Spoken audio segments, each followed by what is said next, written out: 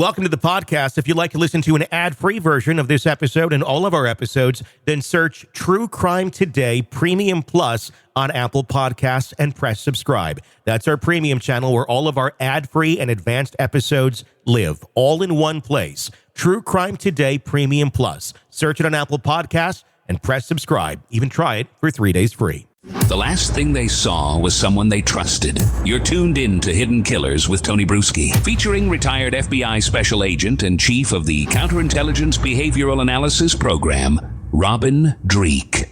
I'm Tony Bruschi, and today we're unpacking the latest developments in the high-stakes legal saga surrounding Sean Diddy Combs. It is a case that has been filled with twists and turns, but none quite as explosive as the testimony that we are about to explore. At the heart of these new revelations is Courtney Burgess, a man who claims to possess what could be some of the most damning evidence yet, a collection of 10 or 11 gigabytes on a flash drive allegedly handed to him by Kim Porter, Diddy's late partner. These drives, according to Burgess, contain footage involving not just Combs, but 8 celebrities, with some of those individuals allegedly being minors at the time.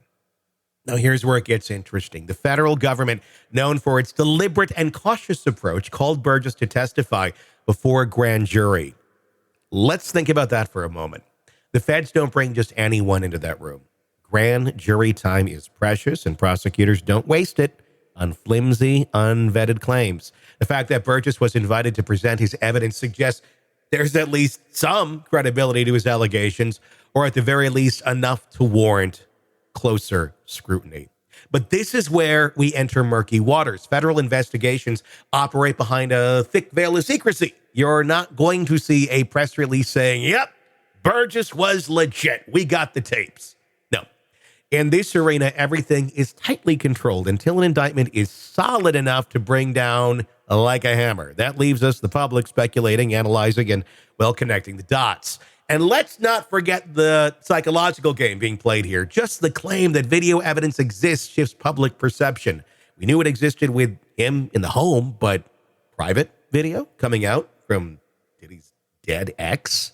Even if the tapes haven't been shown to the world, the mere idea adds weight to the accusations and raises the stakes for Combs. The court of public opinion starts leaning one way, and suddenly the walls around Diddy's once untouchable empire feel a little less secure. But what exactly happens when this kind of evidence is presented to a grand jury? Do jurors watch the footage themselves, or is that left to investigators and prosecutors who then report their findings? This process is anything but straightforward, and today we'll dig into how these legal mechanics work, what it means for the case, and why federal prosecutors once more are moving forward, and they only move forward when they're confident that they've got every piece in place. So what does this latest testimony mean? It is the smoking gun that changes everything.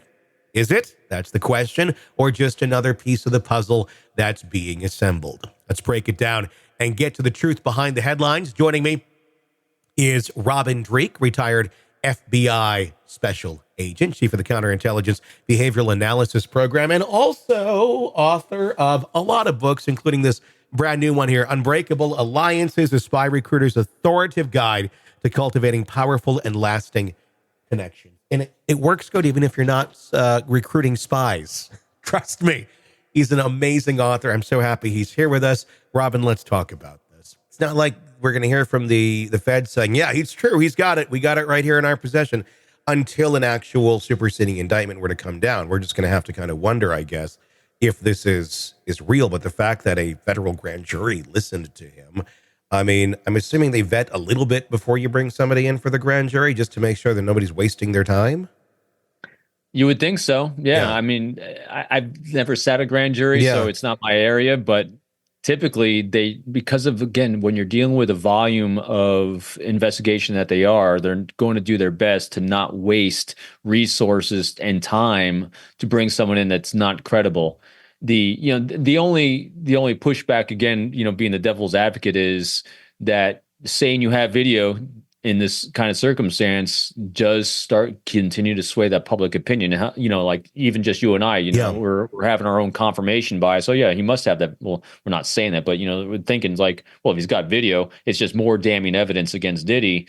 And so whether it's true or not, it's still adding to that public perception of wrongdoing. So I would hope that they did do due diligence and that they actually have seen the video, because that's what it's going to take. Because at this point, had he not been sat in front of a grand jury and he just started claiming, I got this 11 terabyte video, and he didn't produce it, I don't think anyone would believe him. But the fact it was in front of the grand jury, this claim was made, that it would be there. How does that work in terms of a grand jury?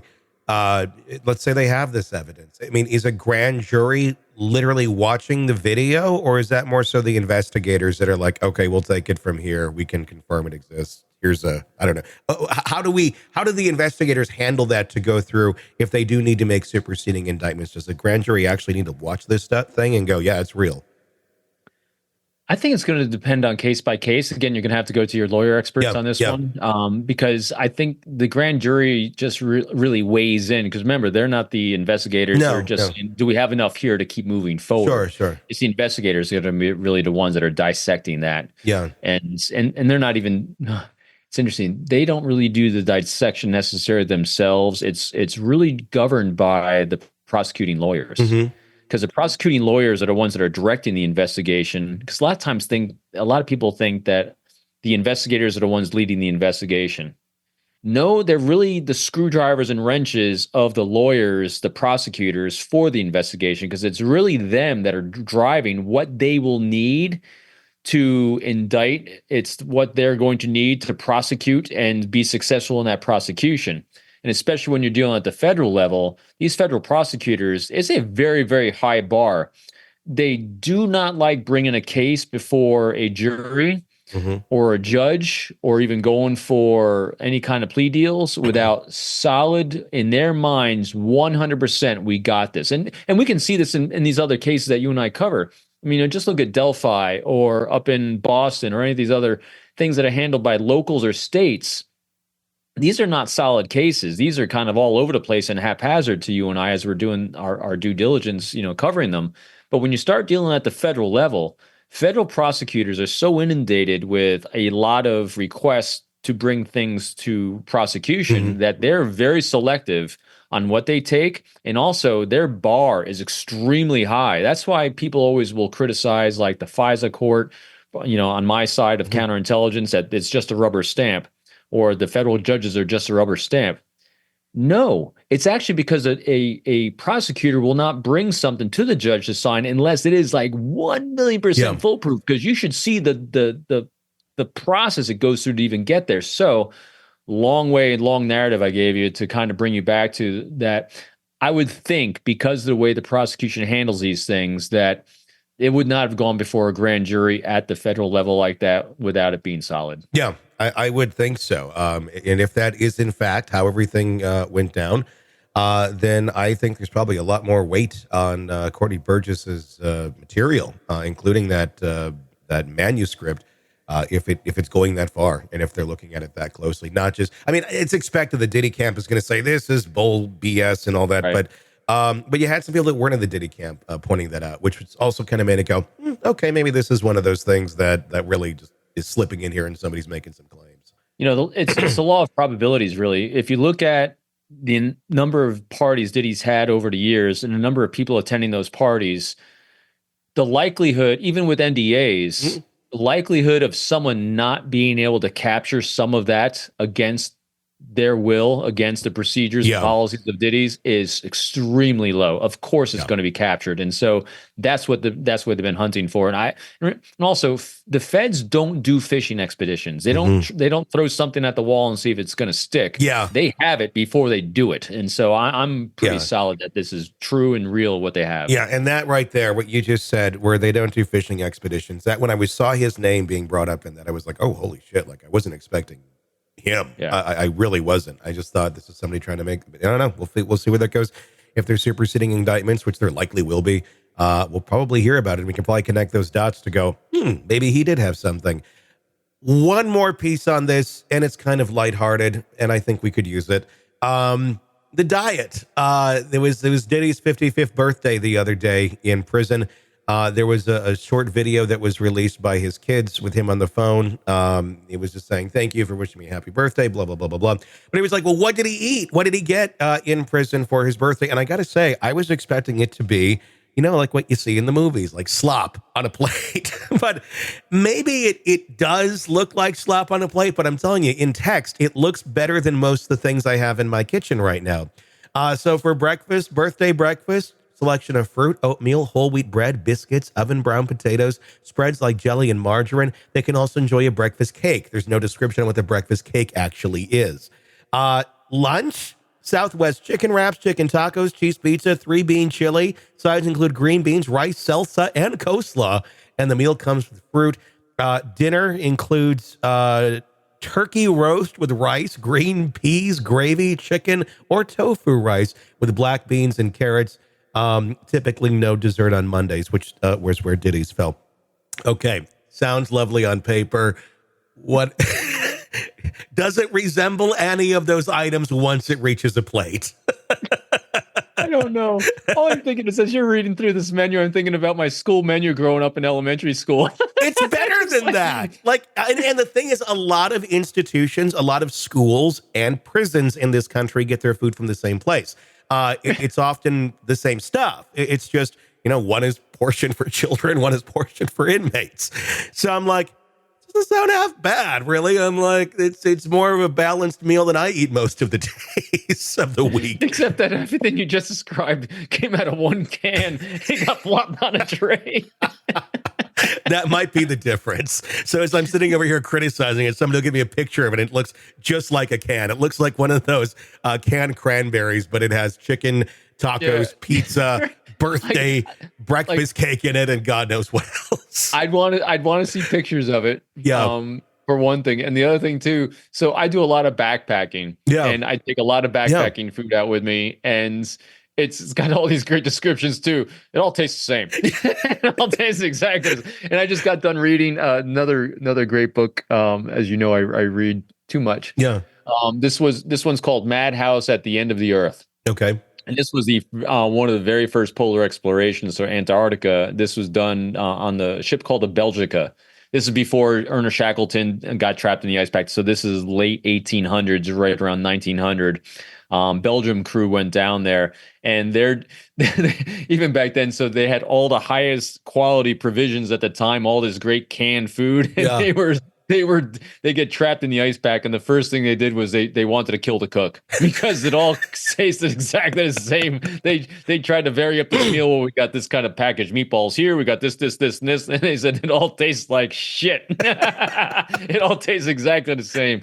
So when you're reading through Diddy's menu, I thought of my my elementary school menu that we used to get on a sheet and is on a grid for all the days because I'm much older, and it all read very beautifully, fruit cup parfait. Just Oh, I remember that. I remember looking at that sheet on the fridge before going into school in the morning going, oh, that sounds great. And you're kind of excited, and lunch comes around and it's like, a really weird definition of pizza here.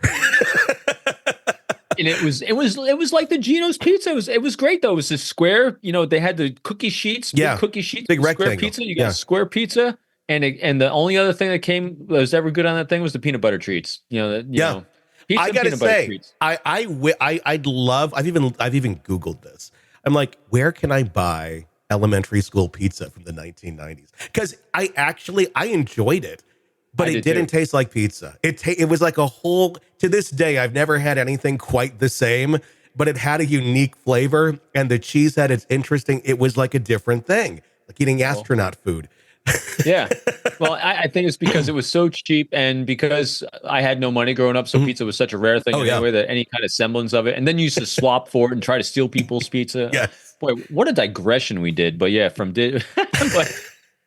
But that's, so Diddy's day in jail. I'd be curious whether, and that was just normal standard fare for the prison that day. That was the normal day stuff. That wasn't a holiday. That's just, I guess, your everyday. The only thing that was held back, some portions on Mondays don't have extra fruit. So I would think, since we've never really heard great accolades about the menus at prisons, that it probably doesn't stand out as anything too awesome. Probably right. I got to look up pictures of this when we get off because it'd be good to have pictures now. Welcome to the podcast. If you'd like to listen to an ad-free version of this episode and all of our episodes, then search True Crime Today Premium Plus on Apple Podcasts and press subscribe. That's our premium channel where all of our ad-free and advanced episodes live, all in one place. True Crime Today Premium Plus. Search it on Apple Podcasts and press subscribe. Even try it for 3 days free. You're in the thick of a true crime saga, every detail sinking in, and then, wham, a commercial about something you couldn't care less about. It's like being served a microwaved dinner at a 5-star restaurant. But it doesn't have to be this way. Go for True Crime Today Premium Plus on Apple Podcasts. With True Crime Today Premium Plus, you get uninterrupted, ad-free episodes, extended interviews that dig even deeper into the muck, and early access so you can brag to your friends. It's like ordering the secret menu at a crime buffet. So, search for True Crime Today Premium Plus on Apple Podcasts, subscribe, and savor every twisted detail without interruption.